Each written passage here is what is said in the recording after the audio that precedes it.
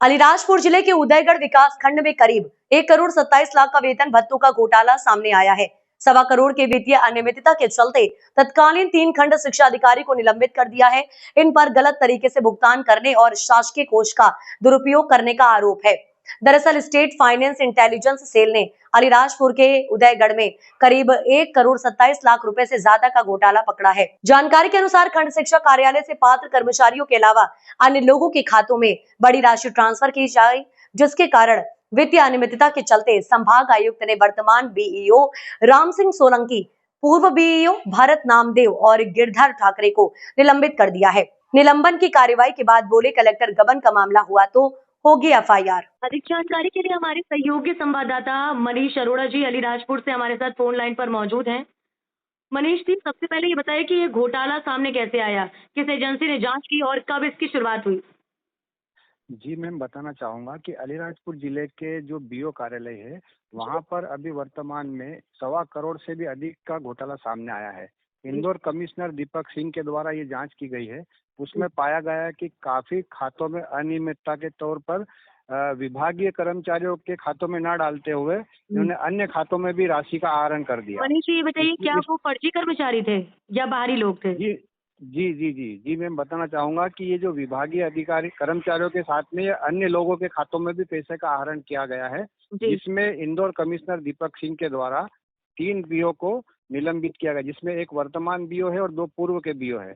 उनको निलंबित कर दिया गया है और वर्तमान में कलेक्टर अलीराजपुर के द्वारा कहा गया है कि अगर गबन का मामला सामने आया तो इनके ऊपर एफआईआर भी की जाएगी। मनीष जी, ये बताइए कि क्या इस घोटाले में और अधिकारी या स्टाफ भी शामिल हो सकते हैं? जांच किस स्तर पर चल रही है?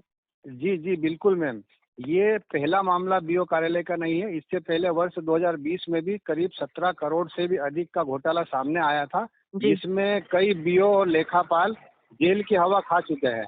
और वर्तमान में मैम उदयगढ़ बीओ कार्यालय के जो ये प्रकरण है ये न्यायालय में विचाराधीन है मैम।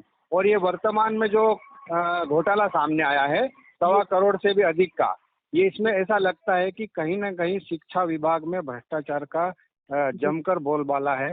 इसी आधार पर अलीराजपुर का शिक्षा विभाग इन दिनों सुर्खियों में है मैम।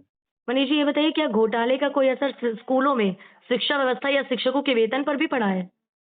जी बिल्कुल मैम, इस घोटाले में जो अतिथि शिक्षक थे जिनका वेतन 6,000 से भी कम है, उन शिक्षकों के खातों में भी 50,000 से 55,000 तक की राशि डाली गई है।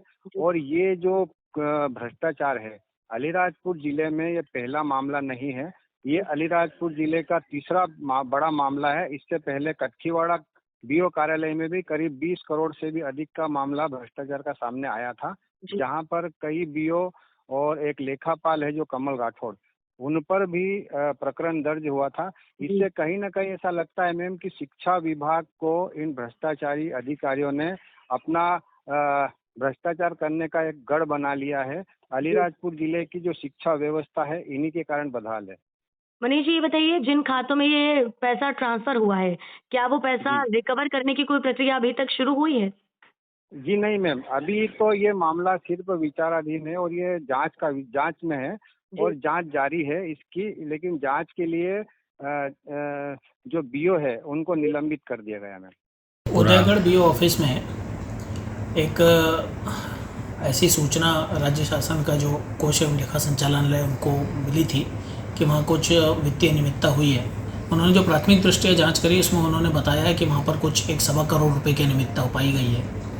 तो वहाँ पर जो 2018 से लेकर 2024-25 तक जो जितने भी बीओ पदस्थ रहे हैं उनके कार्यकाल में ये गड़बड़ी हुई, ऐसा उन्होंने परिलक्षित किया है। तो उसी तारतम्य में हमने उन 6 लोगों की जांच करी जो उस समय वहाँ पदस्थ थे। उसमें से 2 लोग सेवानिवृत्त हो चुके हैं, एक पहले से निलंबित है।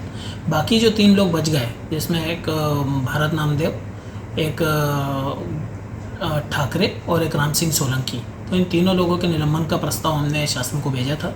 तो माननीय कमिश्नर महोदय इंदौर संभाग ने उन्हें निलंबित कर दिया है। अब उसकी विस्तृत जांच की जा रही है, टीओ हमारे जांच कर रहे हैं। अगर उसमें अनियमितता पाई जाएगी और गबन जैसी बात होगी तो हम उसमें एफआईआर भी कराएंगे।